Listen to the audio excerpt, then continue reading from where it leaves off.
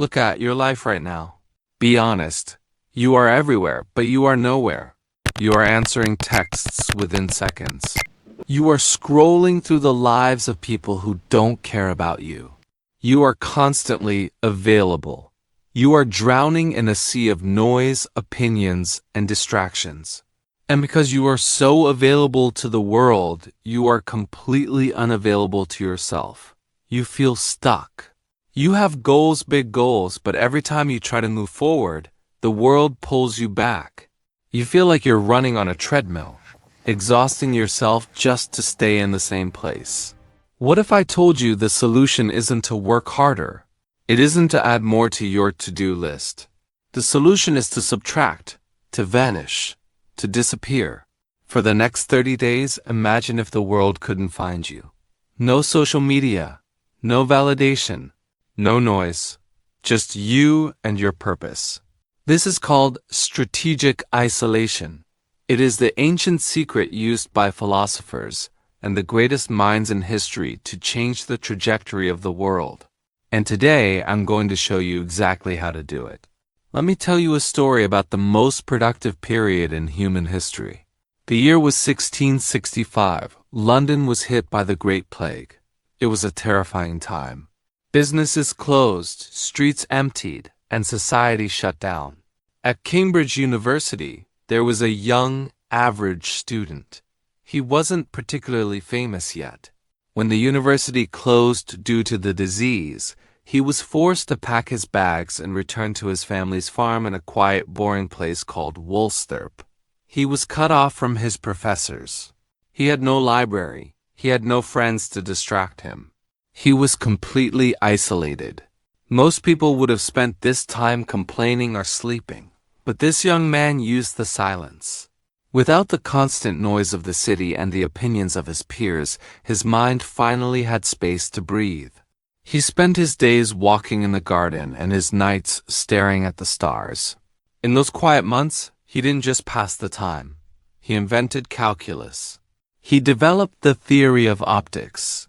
And famously, while sitting in that quiet garden, he watched an apple fall and formulated the law of gravity. That young man was Isaac Newton. Historians call this his annus mirabilis, his year of wonders. Now here is the question. If Newton had stayed at the university, surrounded by chatter, social obligations, and the daily grind, would he have changed the world? Probably not. He needed the isolation. He needed the world to go quiet so his genius could speak. You might not be trying to discover gravity. Maybe you just want to build a business, fix your mental health, or get closer to your creator. But the principle remains the same. You cannot hear your inner voice when the outside world is screaming at you. We live in a time where we are terrified of being alone. But history teaches us that isolation is not a punishment. It is a promotion. It is the dark room where the negatives of your life are developed into a clear picture. Why does this work?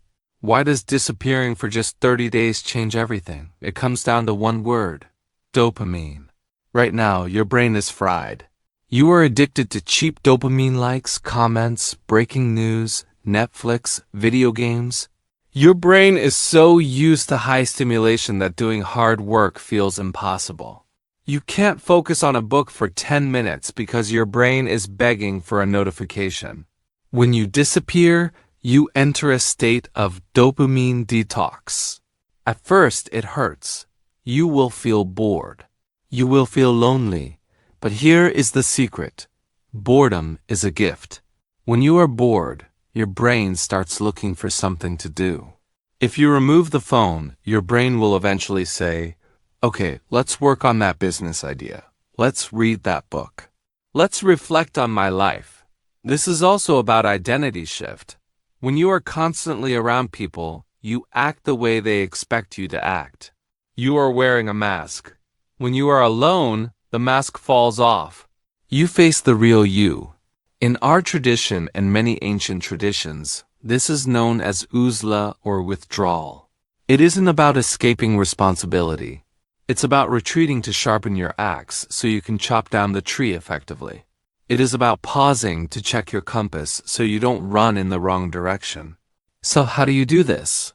How do you disappear for 30 days without ruining your life? You don't need to move to a cave. You can do this right where you are. Here is the 3-step protocol for the next 30 days. Step 1 is radical elimination. For 30 days, you are going ghost mode on social media. Delete the apps from your phone. If you need them for business, use a desktop computer. Stop posting. Stop watching stories. Stop broadcasting your life. There is a powerful saying, work in silence. Let your success be the noise. We have become obsessed with announcing our moves. I'm starting a diet. I'm launching a business. When you tell people your goals, your brain gets a premature reward, and you lose the drive to actually do the work. For 30 days, tell no one what you are doing. Just do it. Step 2 is the monk morning. You need to reclaim your mornings. For the next month, wake up before the sun. In the early hours, the world is quiet. No one is calling you. This is your time. Use the 20-20-20 rule. 20 minutes of movement, 20 minutes of reflection or prayer, and 20 minutes of learning. Win the morning and you win the day. Step 3 is deep work blocks. You are not busy. You are just distracted. For 30 days, schedule 4 hours of deep work every single day. Phone in another room. Door locked. Single tasking. If you are a student, study. If you work, focus on the project that moves the needle. If you are creative, create. You will realize that you can finish in 4 hours what usually takes you 4 days. Now, a warning. When you start this, people will get worried. They will ask, "Are you okay? Why are you so quiet?" They are used to the distracted you. They are not ready for the focused you. Some of you might fear loneliness. You might think, is it selfish to isolate myself? Let me be clear. This is not about cutting off your family or neglecting your duties. In fact, it is the opposite. You are isolating yourself from distractions, not from love. When you are constantly scrolling on your phone while sitting with your family, you are physically present, but mentally absent. That is the worst kind of absence. When you disappear from the digital world, you become more present in the real world. You become a better son, a better father, a better friend. Real strength comes from a connection with your purpose and your creator. When you disconnect from the creation, you reconnect with the creator. You find a peace that no amount of likes or views can give you. Don't do this out of arrogance. Do this out of humility. Admit that you are weak, that you are easily distracted, and that you need this time to rebuild your strength. 30 days. That is all it takes to reset your dopamine, fix your focus, and start a new chapter. The next 30 days are going to pass anyway.